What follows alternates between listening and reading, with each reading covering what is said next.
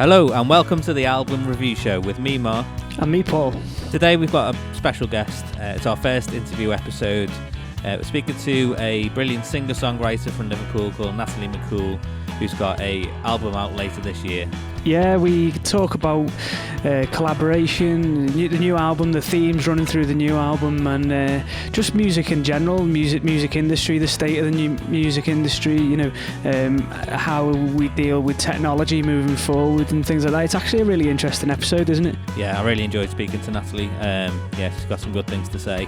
So stick around and enjoy the episode.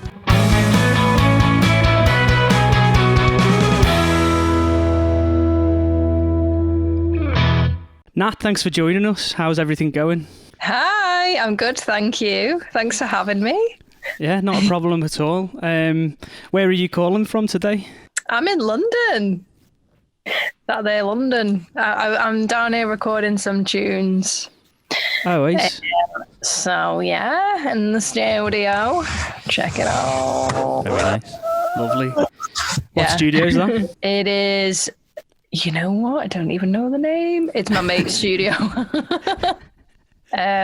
So yeah, I'm just here recording some tunes with him, and it's been really fun. It's first day today, so it's been nice to get out and about. Ace. And just working elsewhere aside from at home. Yeah, it must be nice to actually be in the presence of another human being. I know, right? I know. People, someone that you don't live with. Yeah. It's good. We are both COVID free, in case anyone's wondering. So, yeah. So first question we like to do straight off the bat is, what do you get from the chippy, and what's the best chippy by yours? What did I get from the? You know what? I can't remember the last time I had fish and chips, but I do really love it. Just the from classic. the chippy, I usually get a Chinese. Yeah. A chippy Standard. Chinese. And we normally get ours from River Queen. Is that like the best one by yours? Well, that is one in Widnes that when I was at my mum and dad's, or whenever I'm there, that's where we used to get our Chinese chippies from. It's very good. People hold chippies in their hearts quite a lot, don't they? Yeah, they do, yeah. It's quite a thing unique to like Merseyside that chippies are Chinese, and I'm not sure if you get that around the rest of the country. I think so, yeah. Really? Really? Couldn't live without That's cool. Every day's a school day, eh? So, Natalie, you've got a new album coming this year. We've heard a couple of tracks from it so far.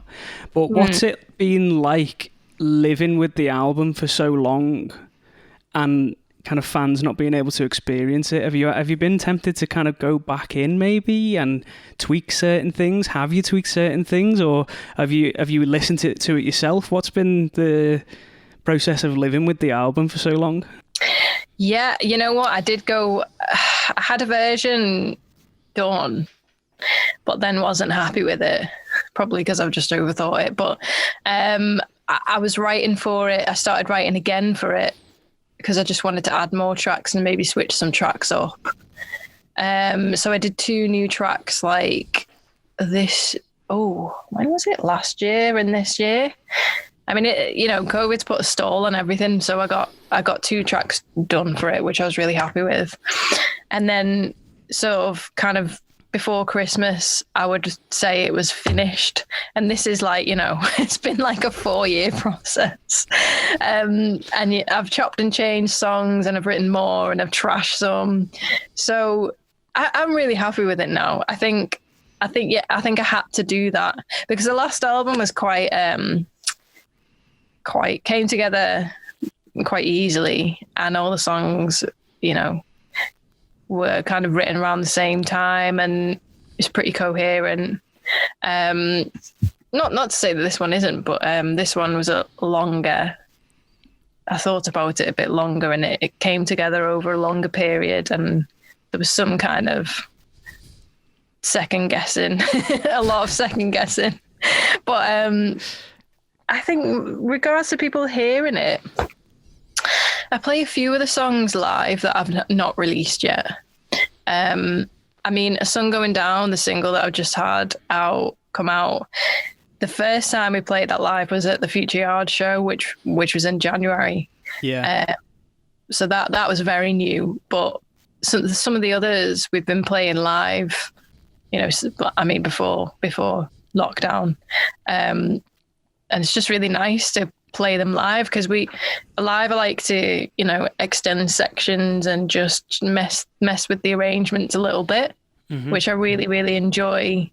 And it's really weird listening back to the recordings and being like, oh yeah, that's like half the section, and it's not as like, we don't ham it up as much.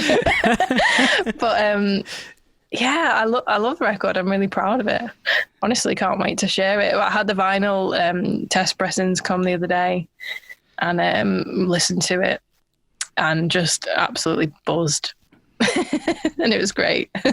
So yeah, can't wait. Nice. I think you sort of answered the next question there, saying you've been recording it for or working on it for 4 years. Has it been consciously an album for 4 years, or was there a point after you've recorded a few songs where you thought, yeah, okay, this is a new album now? Oh, I don't even think it's only a coherent album, because I guess all the songs touch on similar themes, but I didn't write it in a specific time period. People kind of like tour a record and then they go back in the studio and write the next album, and then it's like a cycle. It wasn't really like that with this one. I kind of didn't. I mean, I can't remember. I can't actually remember. But in 2017, I was like, I took a little break and wasn't really doing as much music or writing, which I probably think I needed. But then 2018 was like a crazy year. And I kind of got back into it. And yeah, I had a bunch of songs that I guess the first song to come about from this record was there's one on the album. It's not released yet, but it will be a single that I co-wrote on the first session with Dan Haggis. So that was our first session, and it was just great. Like the songs, I love the song. And yeah, it was just really different, but still very me. And yeah, we wrote a couple more, and I went in to re-record them and produce them up, and then I kind of got set with a completely different batch of songs that I'd written, but because they're all about the same things. Like the albums are very close and like introspective. Like it's not like about the big wide world or anything. It's not big sounding. It's quite like about myself and like going inwards. So like a lot of the songs, all of the songs kind of touch on like, wanting to belong or just feeling a bit like awkward and not like, one of the songs is called Tongue Tied, about like social anxiety and like jealousy and but also, love and like togetherness. It's got a real, like all the songs are really grouped well, I think, and the sounds. Ace, is it just the one song that you've done with Dan on this album, or is he like a partner that you've been writing with for a while? And what's that relationship like? Yeah, well, after we did the first session, we just really enjoyed it, and the song was really, really good. So we did a few more. I think we've done about maybe like 6 or 7 sessions in total. And I think it's like 4 or 5 on the album were written with Dan, which is, it's completely new for me, because the last album was completely self-written, and the first album was as well. So it's nice to, it was interesting collaborating with someone else on it, but I really enjoyed it. And, get on really well with Dan. And I think we've got some really good ideas that come out from the sessions. We co-wrote Devils, and we wrote Sun Going Down as well. So yeah, it's just loads of fun collaborating with people. But I can't say to whether the next album's going to be self-written or co-written. I don't know. We'll see. It seems I've listened to obviously a lot of your McCool and the Gang podcast. Really enjoy it, by the way. I think it's great. And Thank you. It seems that like you've used collaboration in recent times, like quite a lot, just with a lot of different people, and I'm quite interested because I feel like maybe some musicians hinder themselves by having too much of an ego, and like how is that whole process, and how did you start? Were you like instantly good at that collaboration process, or did you kind of have to like give your little self a talking to and like what, because having an idea and like owning that idea is something so special to a musician and artist. It's hard to let go of that and give someone else the control sometimes, isn't it? So how do you find that whole collaboration process? Because I know it's something that you've, as you've just touched on, that you've relied on for this album. Yeah, I could talk about it all day. I still think I'm very like, I like to be in control, and so when I'm writing by myself, like I like to have all the ideas and I like to have the say so on what goes where. I think that's important. Like, you know, you've got to have an element of that. And certainly like the last album, like no one else had any input on the songs, because I was just like, no, they're mine. It's mine. and you can do that. Like, that's fine to do. You've got, at the end, if you're writing by yourself, you've got complete creative control, and that's important.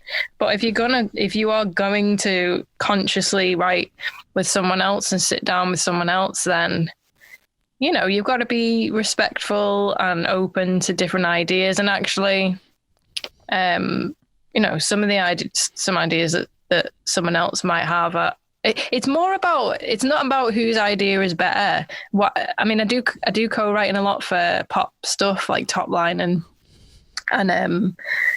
the song is always the most important thing. Like, you just forget about your own ego or your ideas if it's the song that is important. And I think it does take some learning. I remember I hated my first co-writing session, but just because I didn't like the song. It wasn't to do with like me or the other person, like nothing to do with that. And I have to say, like, pretty much every co-writing session I've ever done, I've enjoyed, because I just like working with people. And I think it's important to work with other people.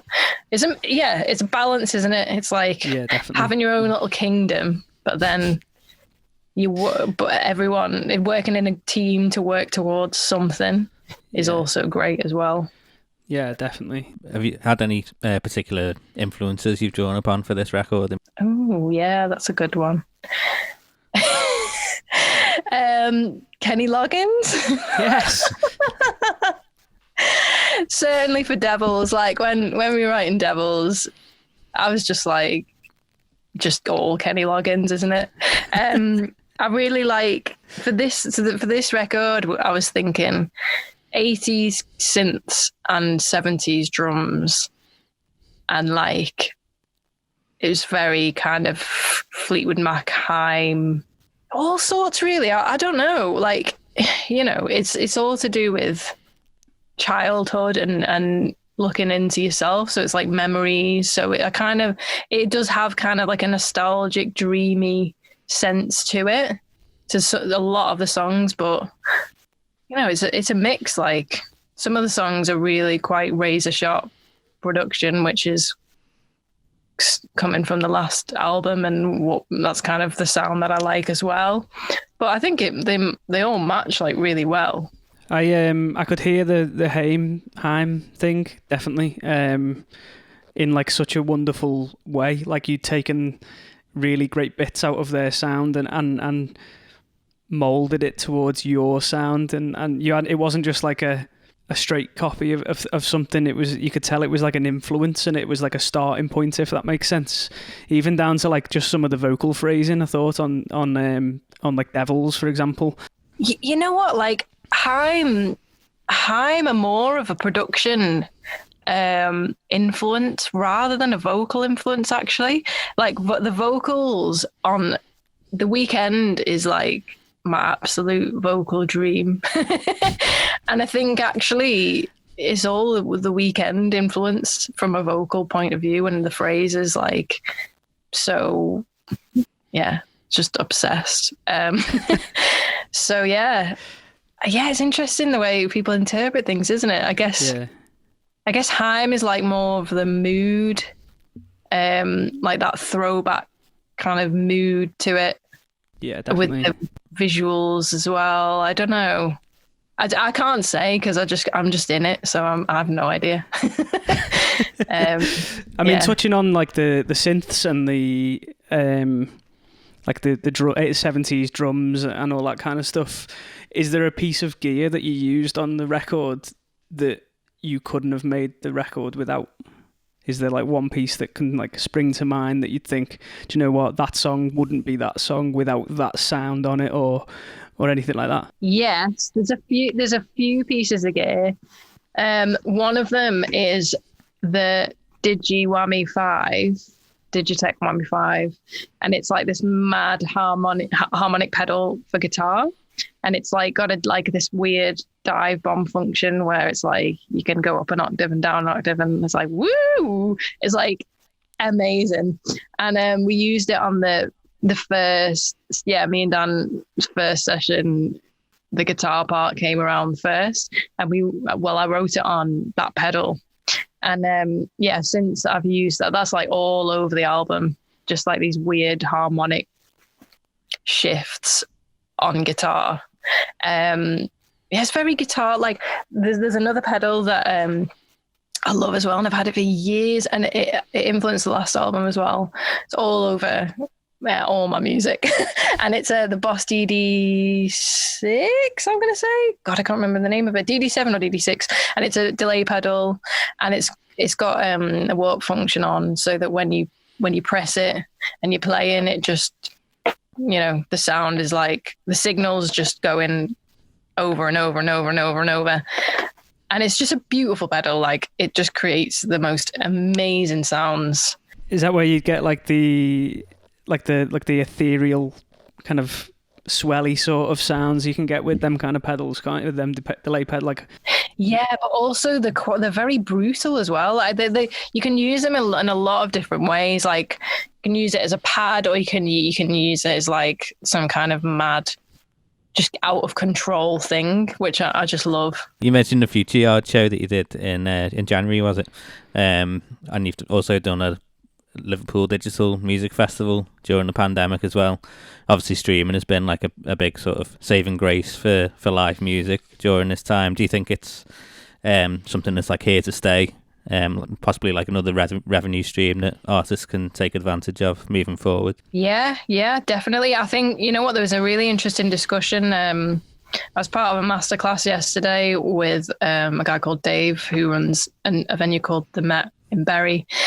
And he was saying that it's important for artists to,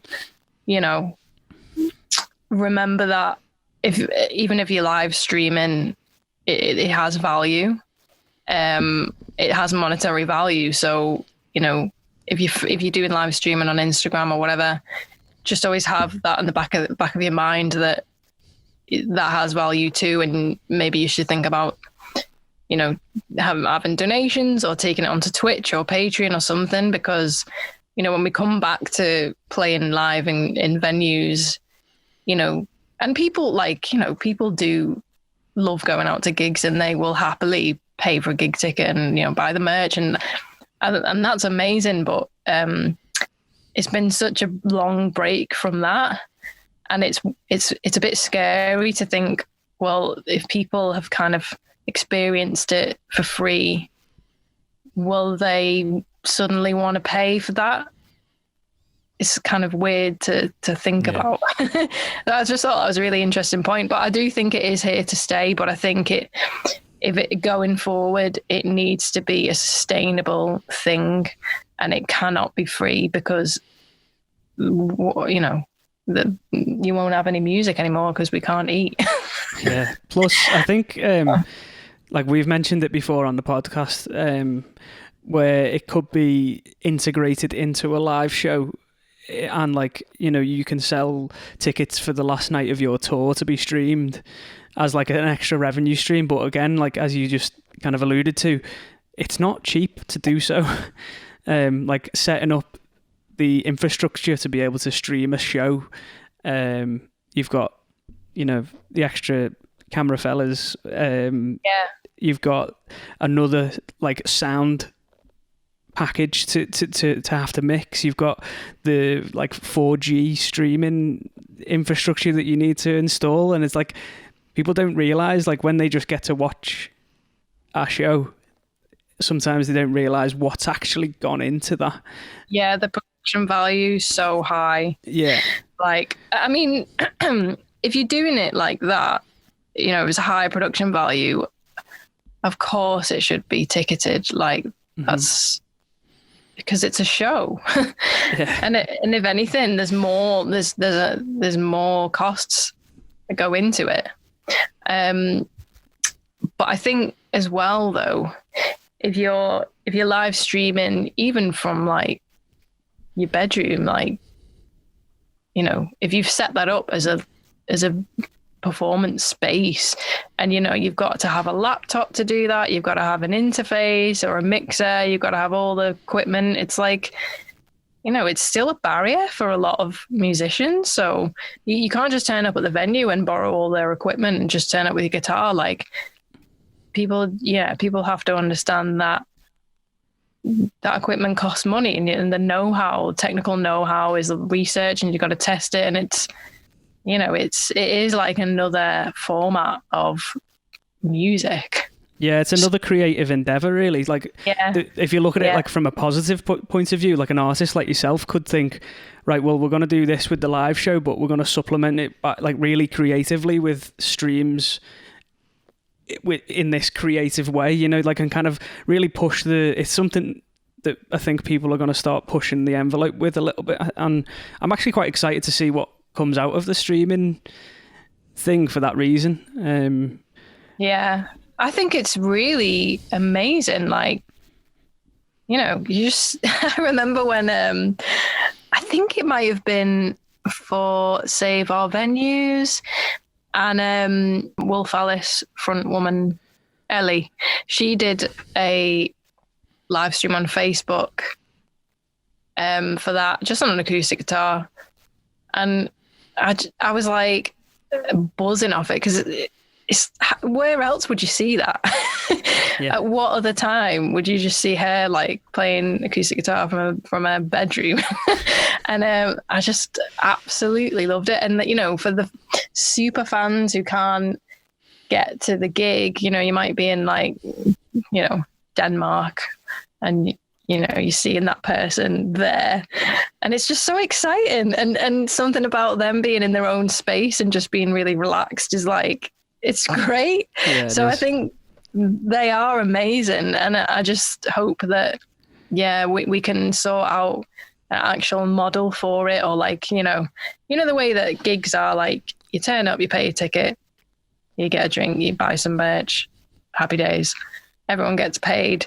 But it's like live stream is a completely new thing. It's like streaming, isn't it? You know, what's the standard model then, so that everyone's happy? We haven't really landed on it yet. It's really difficult, and I think that's like the exciting thing, where people are just going to go.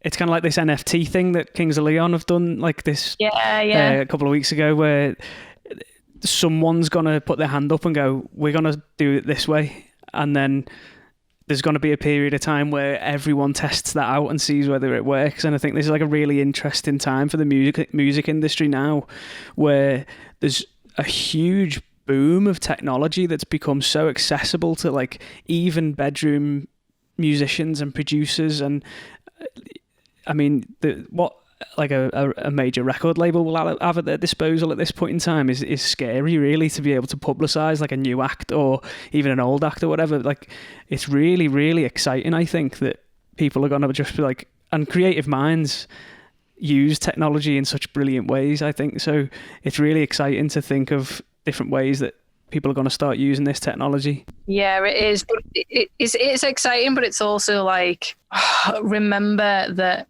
you can't be a full-time creative for free, though. Oh, yeah, like, definitely. Got to be a model for this now. Mm-hmm. Yeah. But you're right, it's dead exciting. Yeah. It's mad, isn't it? Yeah. Like when lockdown first hit, I just held back because I didn't really quite know what I wanted to do with the live streaming. I was like, I'll just watch and see what I like. Because everyone was like, live streaming every night. And as it got a bit much, I was like, I don't really want to do that. Yeah. But I came up with the living room live because I did a living room tour. I've done like 3 living room tours and they've been so good. And I just wanted to kind of weave that story in. And I did like every other Sunday on Instagram. And then I took it onto Patreon, which worked for me. Like, It was really, really fun. And now that we've, fingers crossed, got this date where things hopefully are going to open up again, have you started to put any plans in place for a tour or touring the album, playing live again? Yeah, so we've got a few dates from before COVID that rearranged, like Focus Wales and there's one other. But yeah, I think it's really difficult to. I think a lot of people are still kind of waiting to see because it's just can't be doing with rearranging stuff again. Like, it's such a ball ache. Tell me about it. I think that's kind of, there's a lot of we will wait and see until it's actually okay, and then we'll think about it. You don't want to jump the gun too early and then, as you say, have to disappoint people again and say, well, I'm really sorry, but we can't do this again. Yeah, even if it's like something later on in the year. Yeah. I think it's safer. But we'll see. There will be live dates. There will be, yeah. One day there will be live dates, and we'll all be like caged animals when we actually get out there. It's gonna be that's when the strain's gonna be on the NHS, when everyone's like rolling up, blind, drunk. Yeah, I broke my ankle. Strain. They're gonna be absolutely oversubscribed. I did see that actually at the start of lockdown, that like the fracture clinics just like became like the ghost towns because there was just no one getting drunk. Yeah, exactly. So your podcast, McCool and the Gang, what's the plans like kind of moving forward with it? Are you gonna like really branch out with it and carry on with it and like, keep pushing it and keep doing it, or was it just something that kind of would tide you over in this like difficult period? The plans for it. Yeah. Well, actually, the podcast is also now a show. Got my own show on Melodic Distraction Radio, which is so cool. Nice. So the first show was last month. No, I love it, I absolutely love it. Like, it's amazing to like reconnect with people I've worked with, and the only rule for it is if a guest comes on the show, I have to have met them before, at least. Like, I don't really do people I haven't met. I just find that would be a bit eggy for me. It's all people who I know or have worked with, even if I've worked with them once, but we got along and I'm just interested in spotlighting them and what they do and having a chat. It's just really comforting. But so it's a radio show now as well. Hey, so you can really get that like sense of connection between you when you're talking to the people that you're interviewing on the podcast. I think that's like obviously comes from the fact that you've actually met these people before, and it really comes across, that warmth and the connection really comes across. Yeah, I think it's so important. Like this month I've got Shell Zenner coming on, who's a radio DJ and host, and she's like new music absolute queen. So she's going to be great. And next month I've got Lou from She Drew the Gun, and I've got loads planned for coming up to the album. Definitely going to have Dan come on. Nice. And yeah, now it's on the radio. I'm kind of like, well, it's on the radio as well, so I can use that. But oh no, it's so much fun. It's just another fun thing that I have, and people are so interested in it as well. Like, because obviously I do it once a month. I'm not really thinking about it aside from those times, but you know, every interview I've had, people are like, so you got your own podcast? And I'm like, yeah. Oh yeah. But yeah, it's just so much fun, and it's like another side to what I do, really. Yeah. Yeah, the one with, is it Kenzo that you did last? Yeah, Kenzo, yeah. Yeah, I could listen to that guy talk about synthesizers for all day. I know.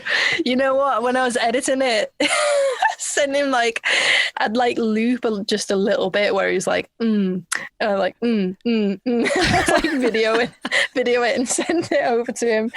I mean, we're having a good laugh, but yeah, I said to him, I was like, mate, your voice is just it's like the shipping forecast. Like, I could listen to it all day. Yeah, absolutely. But because he's French, so he's like, really? Because he doesn't know, you know. Yeah. He thinks the same about us. He thinks the same about me, and I'm like, my voice, seriously? My accent, what? But yeah. The French witness connection. Yeah. So how was getting started in the music industry for you when when you started kind of teenage years or whatever? What was the draw for you? What was the thing that really pulled you in? Oh, I think where I'm from, Widnes has when I was growing up, it had a really strong music scene actually. And when I was 14, we used to have a night called Fused, and it was like a community music night, youth music night. But it was like a program, like a free program, and every Saturday you could go along and play in bands and write songs, and then at the end of every month they'd have a big show. They'd have a big showcase, and it was at the Queen's Hall, which is an incredible venue in Widnes, which they've now knocked down. But the studio where they had the gig added onto the building, that's still there. But yeah, it was an amazing night, and the scene when I was growing up was just so strong. There was even a festival called Woodstock that we used to play in Victoria Park, and it's we had our own music festival. You know, it's insane when I think back, and now nothing is happening like that. I don't even know. Yeah. It's really sad. It is, isn't it? When you think that I was really lucky. Yeah, when you look at teenagers, for example, who are in a similar boat to yourself, and me and Mark have been in bands for years as well. So you know, it kind of happened in school for us. There was a huge kind of boom of bands that everyone just wanted to play music. Yeah. And I look around now sometimes and I think, I wonder if there's any bands who are in someone's garage that are playing right now, you know, and just figuring that out, because it's such an exciting time for a person just to try and figure themselves out through all that, isn't it? You know, it's kind of sad that that's, you know, the bedroom producer, the bedroom musician. Going back, kind of looping it back around to the collaboration thing that we touched on before, maybe moving away from that a little bit because of the bedroom thing. You know, you can do it all on a laptop. You don't need a mate who's got a drum kit. You don't need you've got one in your computer kind of thing. So,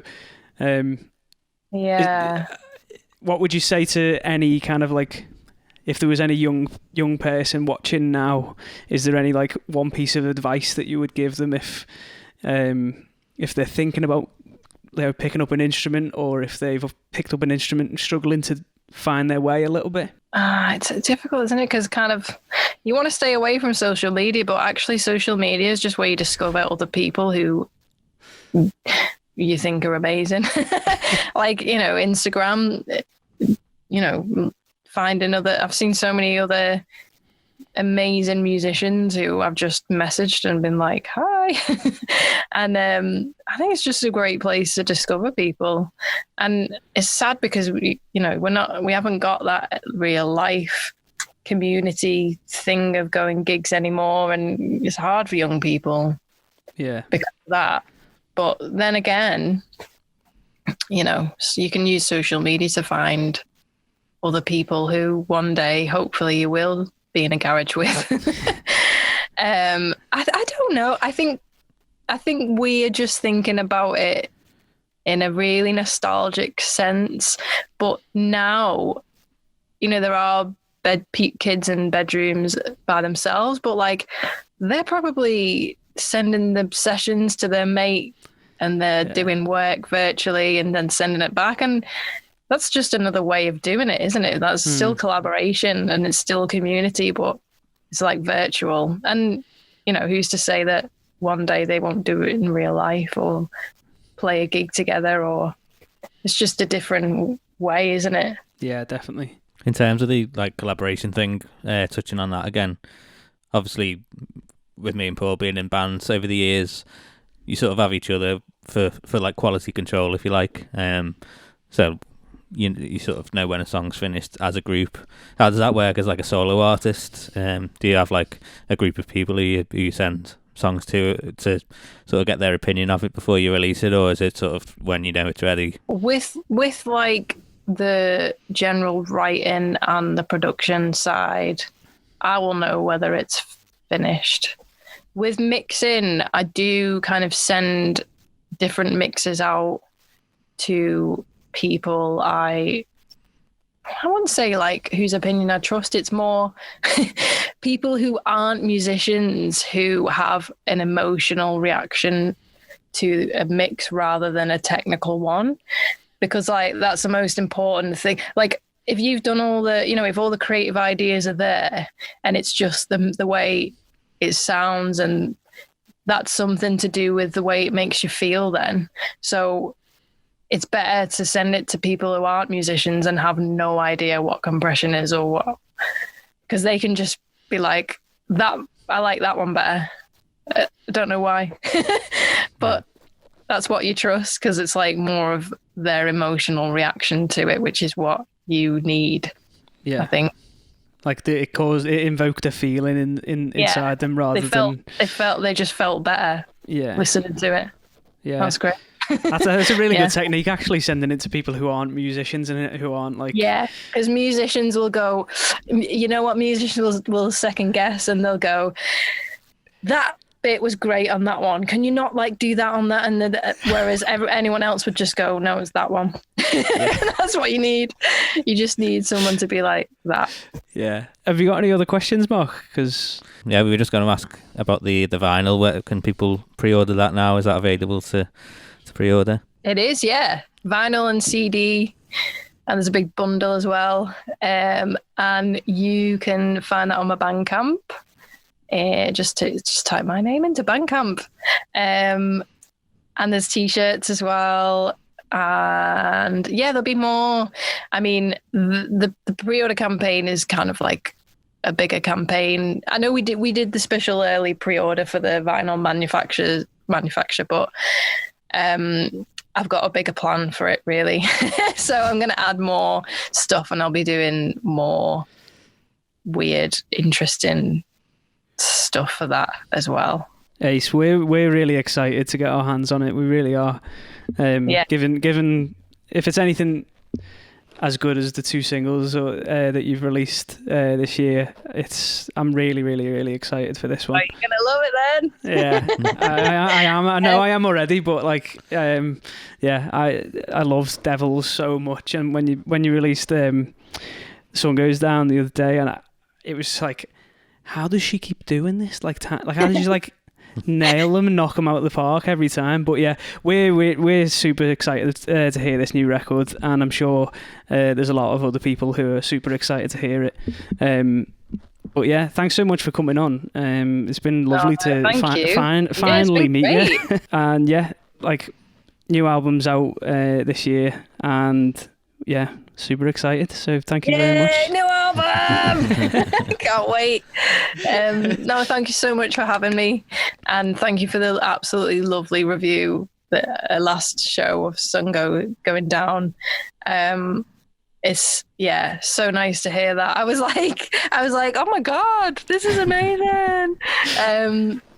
I've got a cheeky visual coming out for that soon. So Ooh. yeah. But yeah, Love thanks it. so much for having me. You're very, very Yeah, thank welcome. Thank you very much for coming on. Hope you enjoyed listening to this week's episode. Like and subscribe if you enjoyed the video, and you can find us on all the social media channels: Instagram, Facebook, Twitter. Search for the Album Review Show in all of them and you'll find us if you've got any other suggestions for the show.